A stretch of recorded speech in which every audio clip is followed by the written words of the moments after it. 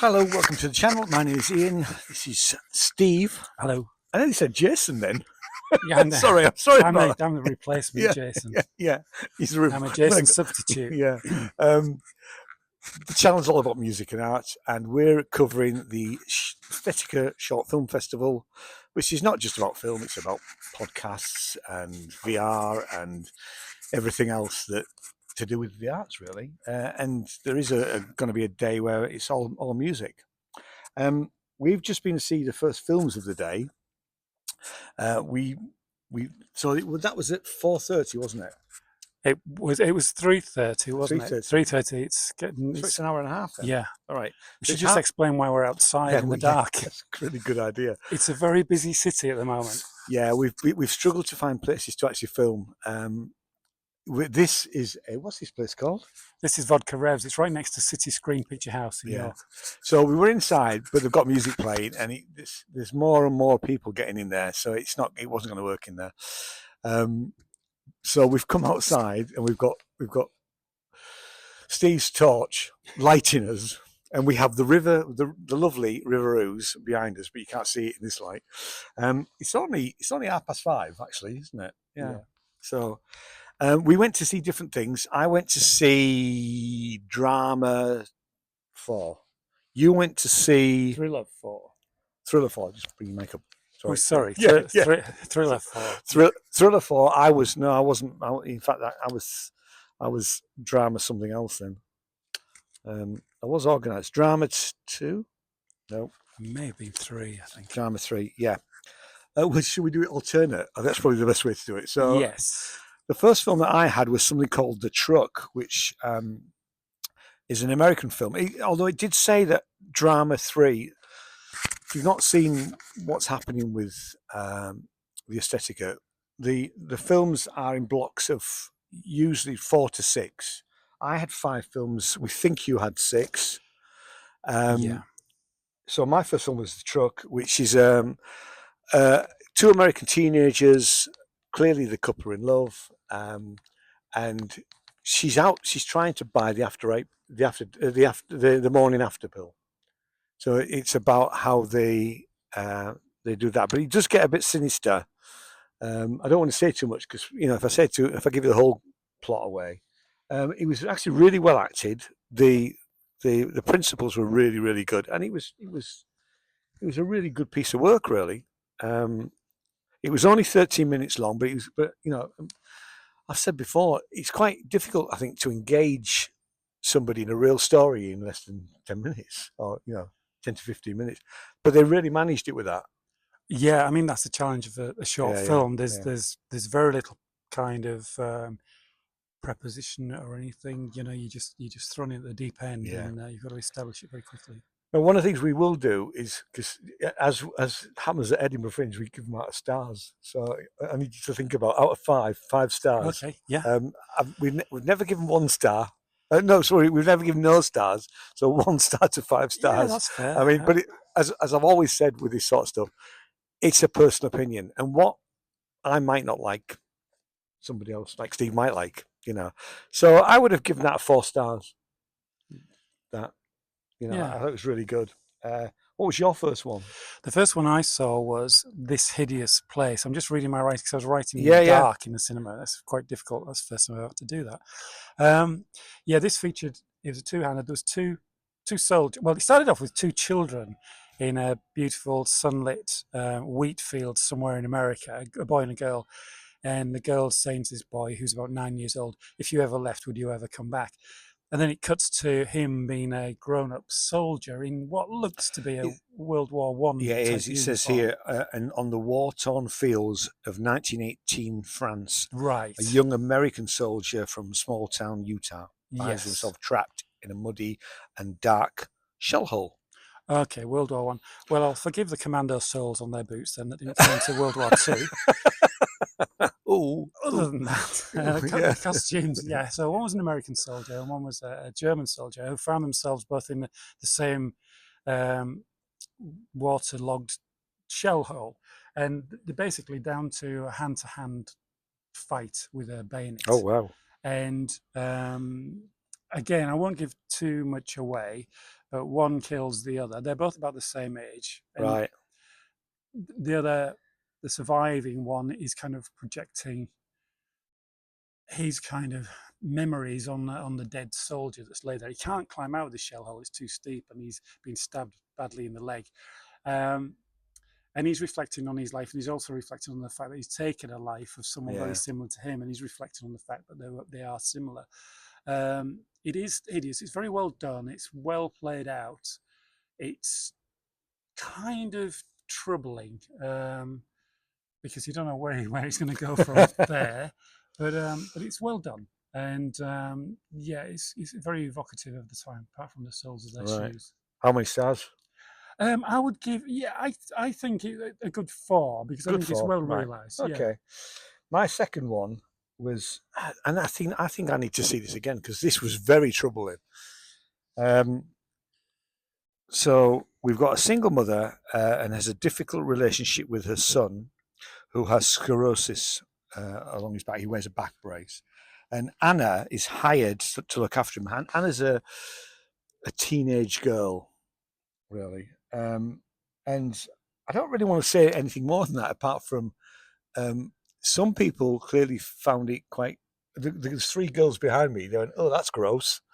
Yeah. So they wouldn't have liked sitting in my lot of films. No. So it was a German film from 2023. It was 21 minutes long. It was interesting, but I couldn't.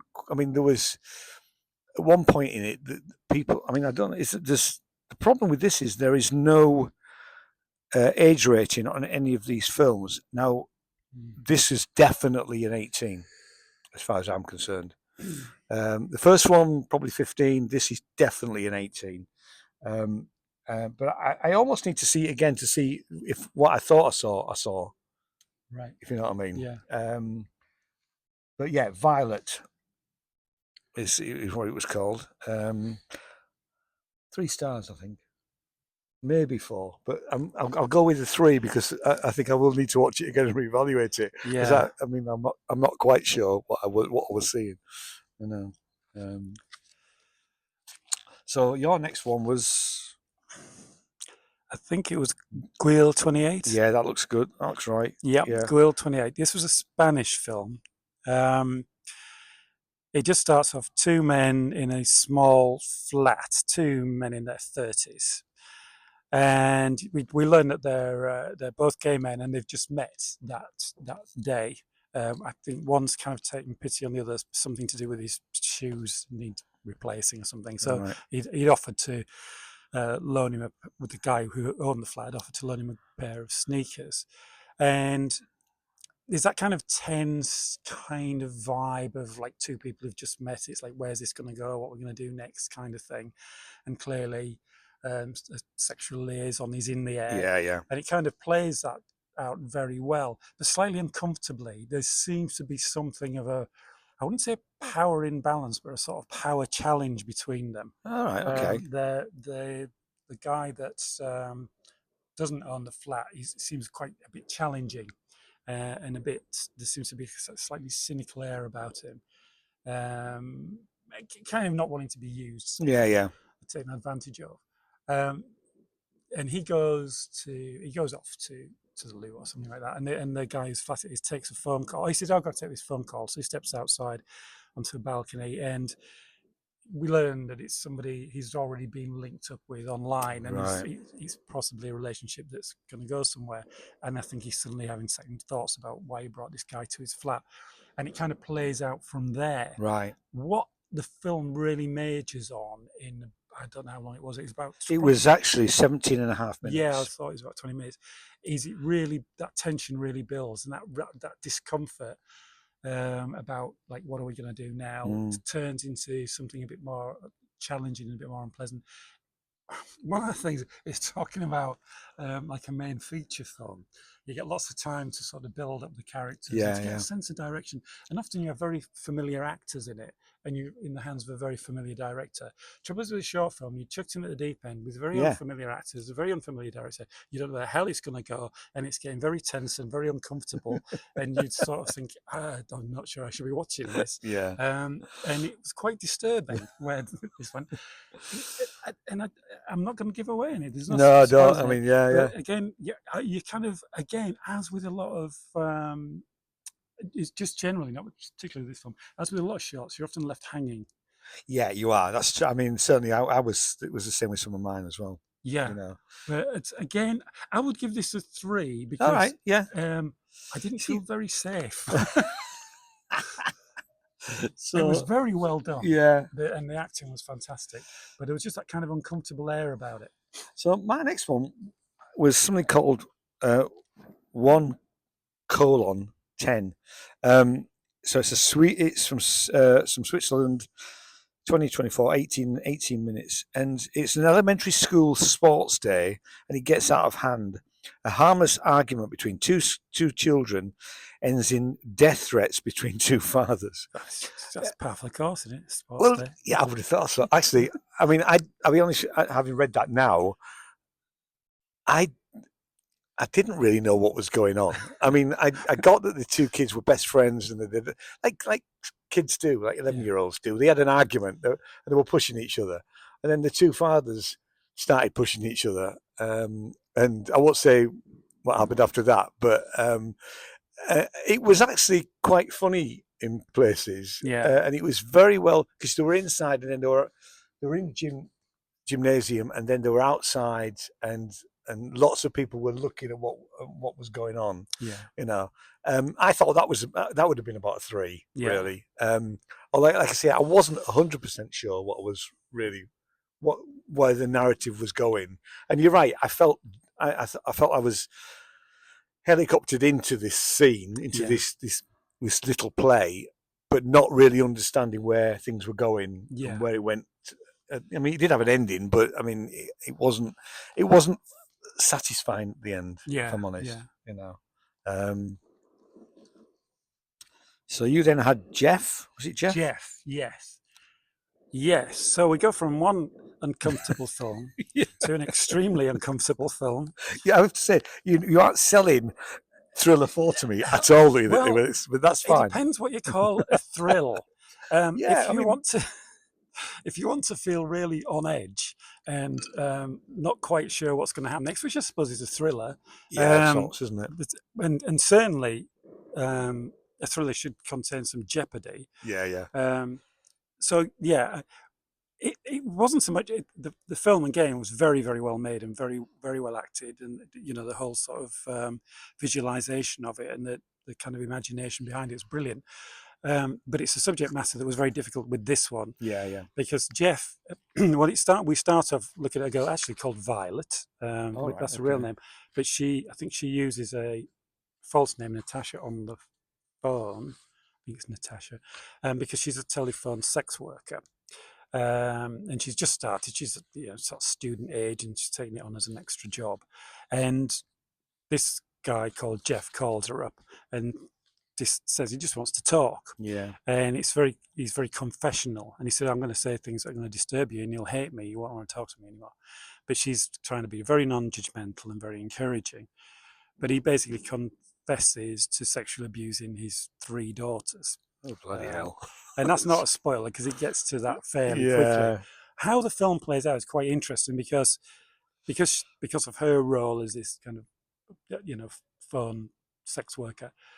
You see various, and it's partly, I think, in her head, scenarios where the film just cuts away and she's actually a nurse and he's a patient on a hospital bed. Then it cuts away again and he's a lecturer and she's a student in a lecture hall, and it cuts away again to some other scene where they would meet in other walks of life, things like that.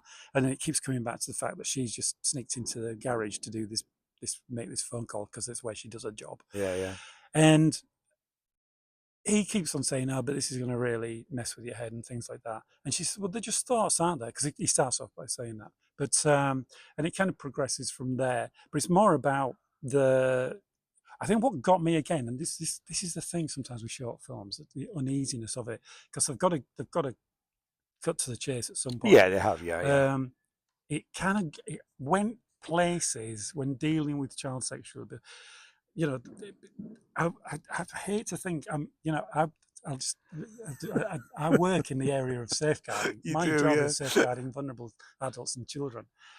And I don't think was there any warnings about this, because there could have been, No. certainly people would have been sat in an auditorium, because it was packed. Yeah. Where this would have There's been nothing. this would have been very near the knuckle for some people. And you could argue that's slightly the problem with some of these, because Yeah. as we've seen, you know, when we had the games and the VR, we had age limitations. You know, he was saying that this is okay for a 3-year-old, this is okay for a 15 or an 18 or whatever. With these films, I mean, and there is some what I call family-friendly films, which is where you take your kids. Yeah. But really, these are, you know, at least one of these films is probably going to be an 18, and there was definitely, I mean, because they've got they have students, sixth form students attending some of these. Yeah. That it might not be appropriate for them. No, that you're still very vulnerable. You know, well into your early 20s. Yeah. And in this film, there was nothing graphic on screen, but it was in the dialogue, and certainly. Part of the confessional aspects of this film is some of the things that the guy said were, like I say, you know, a main feature wouldn't go that way, a TV production wouldn't go that far. So it was, you know, it was challenging, and I think it's fine to go that far. I think if you've got a definite positive purpose to the piece of work, and I'm not sure that actually came across. Yeah. I mean, I completely agree with you about this. I always think that things have to, if you've got a sex scene, or you've got some violence, or even a scene of a suicide or attempted suicide, they really have to be there, all of those things. They have to be relevant to the story that's been told. And how often is that not the case? Exactly, yeah. It shouldn't just be there for shock value. Yeah. It shouldn't be just there for sort of... And we've certainly come a long way in terms of, you know, exploitative film, but I mean, we're not fully there yet. I wouldn't say this was exploitative, but I would say this was really, certainly the writing was probably in the hands of somebody not experienced enough to realise that you need to pull back on this sort of subject matter a little bit.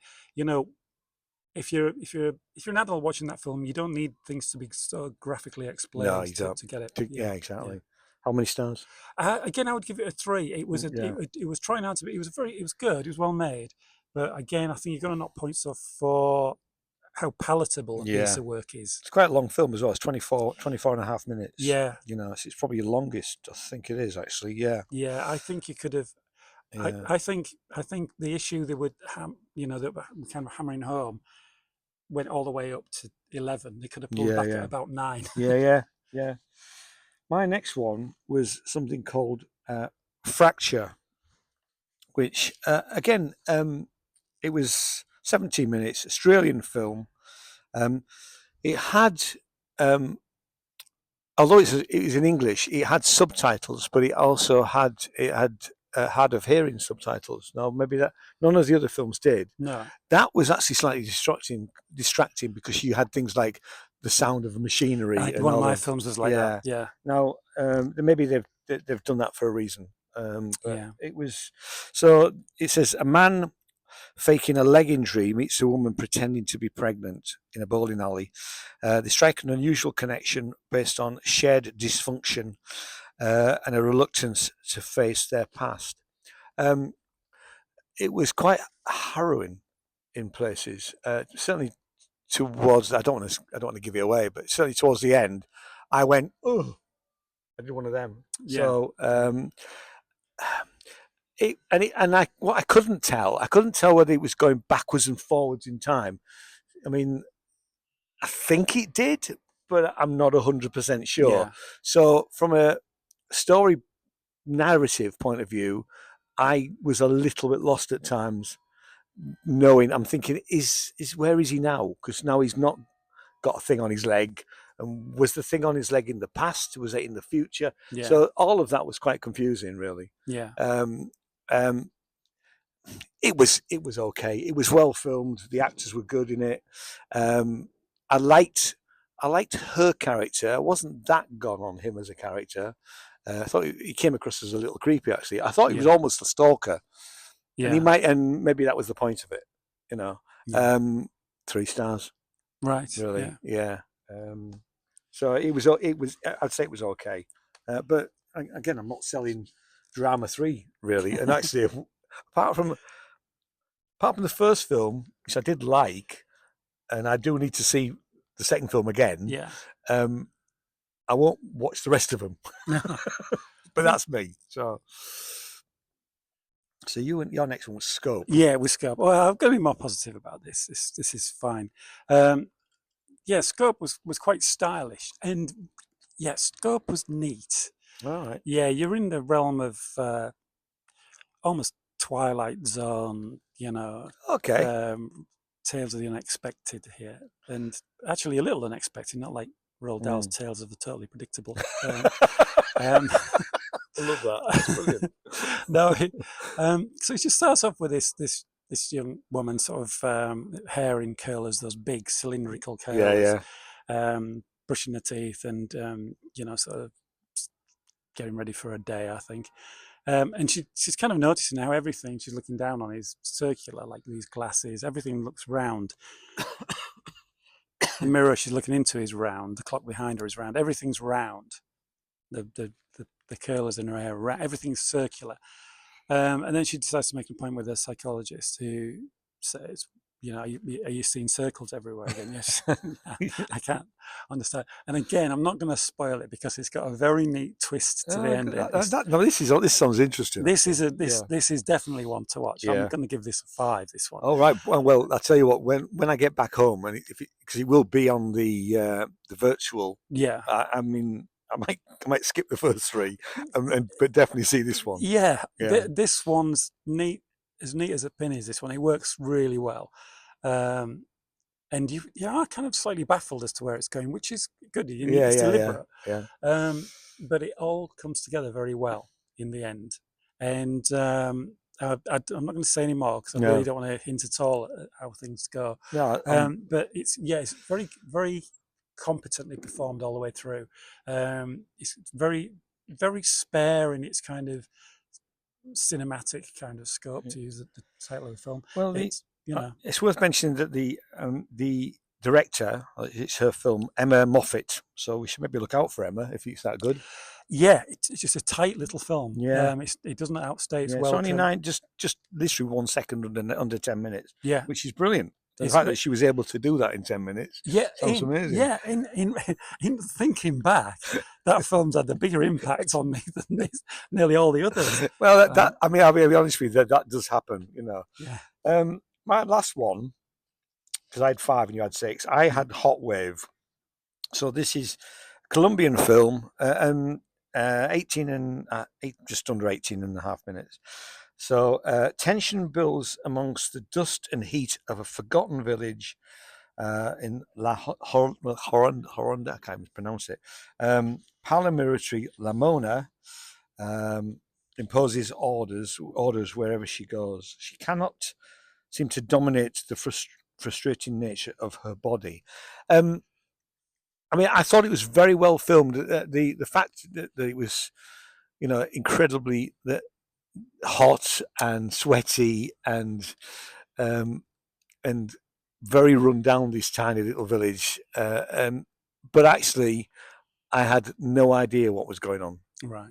Apart from Lamona was, she'd be in bed, and it was almost like she was doing cold turkey at times. I thought, is she drug addled? But no, obviously she wasn't. But it was very confusing, really, as to where it was going and what it was doing. And actually, I don't think it went anywhere. Yeah. So that's maybe down to the writing, although it was very well filmed. Yeah. I think I'm going to give it 2 because I don't think it's even. Had the story made more sense, it would have been a 3. Do you think there's a kind of it's kind of like a cultural norm say, for Columbia to have a film that's kind of like, you know, I don't want to sort of, Yeah, I don't know. you know what I mean? It's like there's this kind of style for certain Yeah, countries, isn't there? yeah. Where I mean, it was storytelling takes a different form. Yeah, I mean, I'm trying to think of the last Colombian film I saw. You know, feature film, and I have seen some, and it definitely had that feel of it being a Colombian film. Yeah. But actually, I think it was just down to the writing. Yeah. If I think about it, you know, the actors were great. I mean, the lady playing Lamona, and the other people in the village, everybody was doing a good job, and it looked great. Yeah. I think, you know, how often is it? It's all about the story, and I didn't really get the story. Yeah. Because where it started, we didn't really quite know what was going on, because he started her lying on a bed, you know, like I say, almost doing cold turkey, or seemed to be, and where it ended for me didn't make any sense either. Yeah. So there was no final moment to it, you know. But other people may disagree. Other people may make their own mind up on it, really. Yeah. But no, for me it was two, you know. Yeah. But and you've got two more. Yes, I have. Yeah. You've got Two Sinners. That's the one whose title I didn't get. There's a bit of a trend here of you just being plunged into the film and you don't see the title of the film. Yeah, that's a good point, because quite a few of the ones that I've seen, not only today but yesterday as well, I don't even think the titles were there. No, it came right at the end of the credits, and if you've nodded off, you've had it. Actually, just back to that last film, there was one more thing I wanted to say.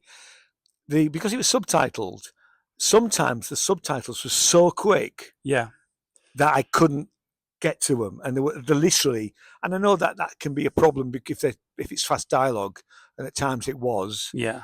But certainly there was certain lines that I completely missed. I'd read the top line, and the second line, I thought, well, what the hell did they say there? Yes. So, yeah. This is the only film out of all of them so far that has been an issue, really. But right, yeah, you know, it is worth. You can miss the story. Maybe I did miss the story, but anyway. Well, this was subtitled. Was this Indian or was it from Pakistan? This was India. Yeah. 2024. 11 minutes 52 in total. Yeah, this was very straightforward. It's two brothers, and apparently it's their father that is, I suppose, basically you're veering into the area of so-called honor killing, really. Okay. Again, I don't know if he's a father or he's a father figure to these two So brothers. I'll read what it says. Yeah. So it says, when his sister is assaulted, Azir is forced to confront the man responsible, leaving him with an agonizing choice. Torn between mortality and justice, Azir's next move will change everything. Does that make more sense? It. Yeah, it does. Yeah. Right. So yeah, it's about this kind of Azir is kind of conflicted about whether or not he should carry out the punishment, basically. And it all takes place by the kind of swampy, muddy bank of some river somewhere in India. It's beautifully filmed. It's very atmospheric. You get that real sense of that kind of sultry, humid heat in you know, kind of summery India. And it's just the conflict between the two. They refer to each other as brothers, whether they're not. It's just speaking figuratively.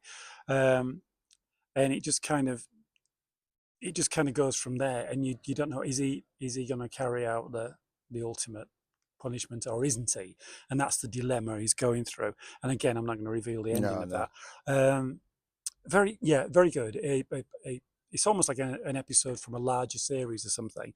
It's a scene in itself. Well, it may well be, because sometimes what they do is they make short films, and they've got the idea of a feature film, and they're trying to get it funded by showing, you know, and that has happened before. Yeah, you know. It does almost seem like the backstory is very clear, and there could have been a big build up to that. Yeah, so and then obviously there's an ongoing kind of narrative follows on from this scene.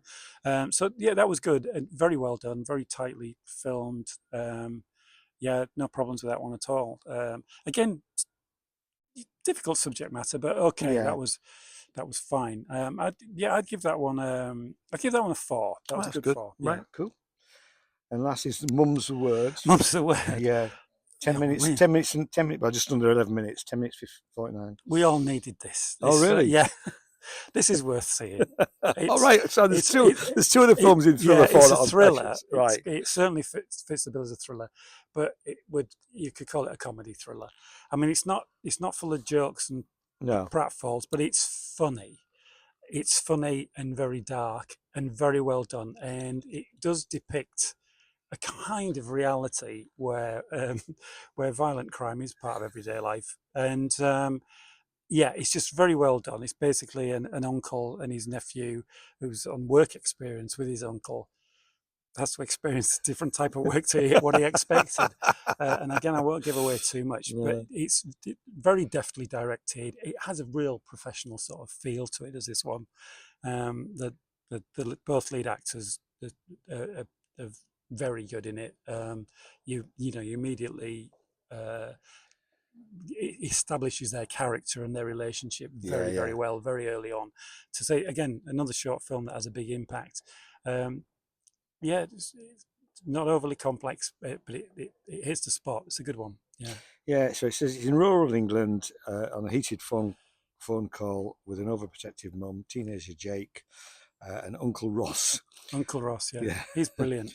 Reprimanded for going to a strip club. That's where he starts off.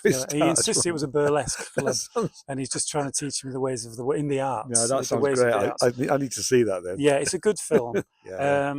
And yeah, it's again, it takes an unexpected turn very quickly, but you soon get it.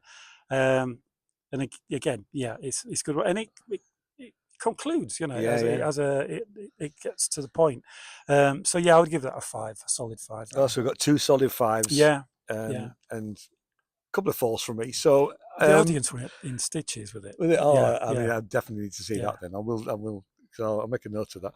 So I mean, and like we say, these are just our opinions. So we're other opinions are available. And we're not always right. I mean, I have to say, last year, one of the films, I think I gave it 2 stars, and it won an award. Yeah. So what do I know? Well, we should be. I mean, we're a good cross section of the community, aren't we? 2 60-odd-year-old blokes. Exactly. Yeah. But one of us could be a woman. Well, yeah, it could be. Anyway, thanks so much for watching. There's more to come. All of the other stuff is linked down below on YouTube. So we'll see you next time. Cheers. Bye-bye. Bye.